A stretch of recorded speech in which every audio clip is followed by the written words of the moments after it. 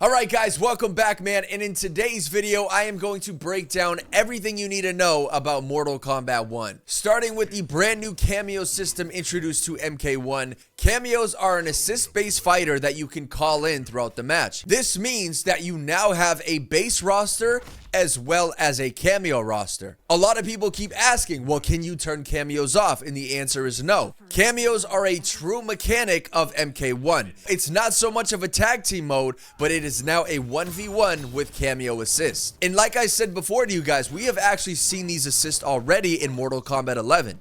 If you go in the towers in MK11, you could actually use consumables, character consumables, which allow you to have those characters assist in battle. Granted, that was only a casual experience within the Towers of Time. It was never a prominent game plan. But now NRS decided that they wanted to bring back some type of tag mode, but based on MK9 statistics, they didn't get enough players and hours within that game mode, so they didn't feel it was right. So hence the idea of cameos, man. You now get a tag-like fighting game, but it's more of an assist-based fighting style. And like I said, there are now two main rosters. The first roster is your traditional roster of fighters. You will pick one fighter and then a cameo fighter afterwards.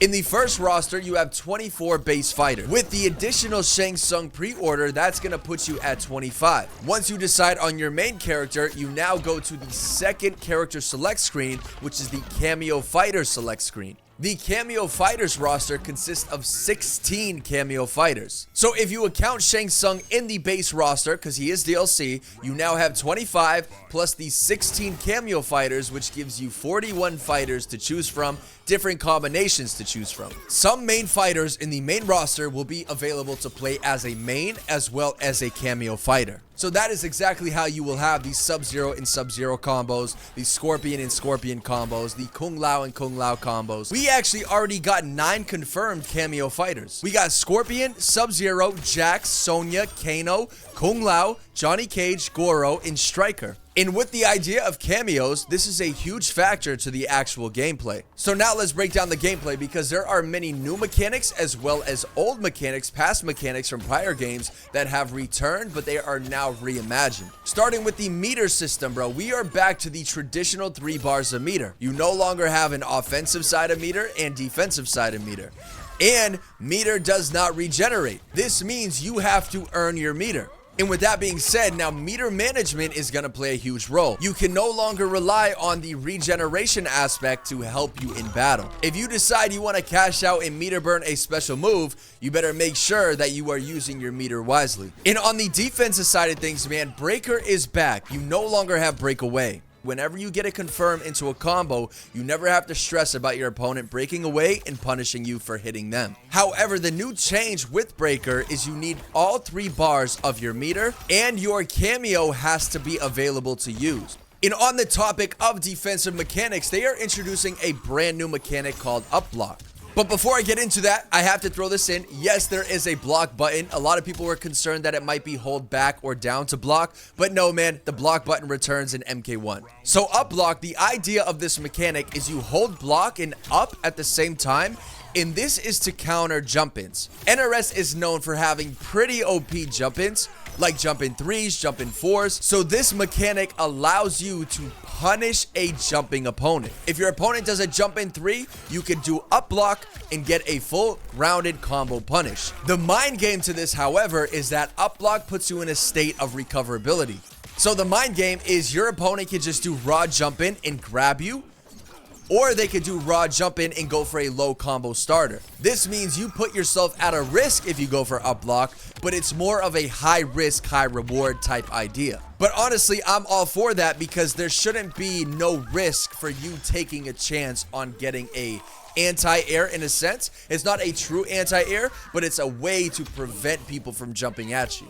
Another mechanic that is returning is flawless blocks. This one I was actually shocked about, but they actually changed its entire purpose. Flawless blocks can no longer be meter burned to up 3 or up 2. You no longer get a launcher or a get off me tool. However, flawless blocks purpose is to avoid chip damage, to negate chip damage, and to negate your opponent from gaining meter. So if your opponent is a true zoner and they are just projectile spamming you, you now can flawless block to prevent them from loading up their meter. So yes, flawless blocks are returning, as well as fatal blows. Fatal blows still have armor. I have to throw that out right away. They still have armor. However, fatal blows now have a freeze frame. This means when you go into a fatal blow, your character will activate a cinematic intro before the animation comes out. So NRS is now allowing you to be able to react to fatal blows. You can now punish a wake up fatal blow.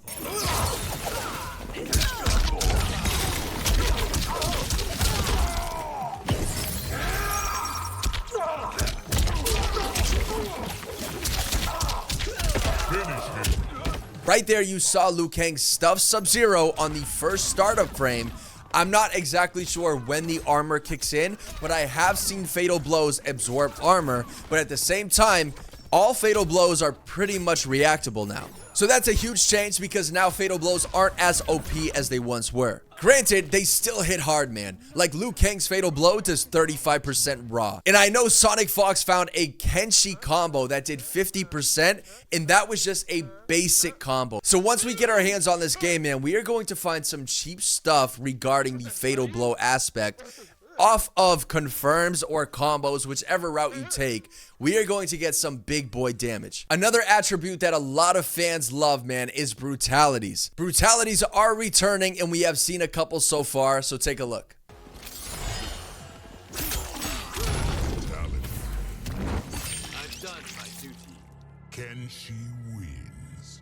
And of course, it wouldn't be Mortal Kombat without fatalities, so take a look at all of the fatalities we have seen so far.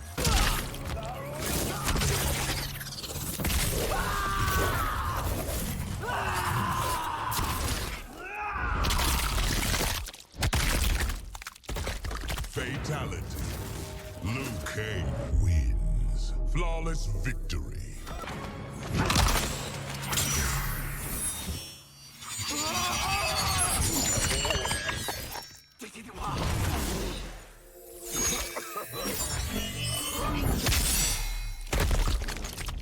Fatality. Kenshi wins.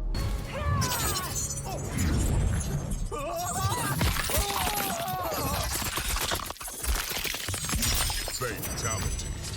Kitana wins. Flawless victory.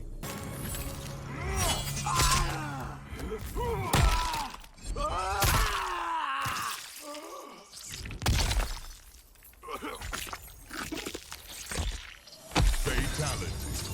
Sub-Zero wins. Flawless victory.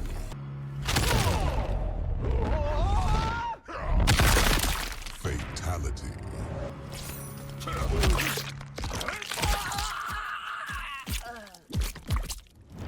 Fatality.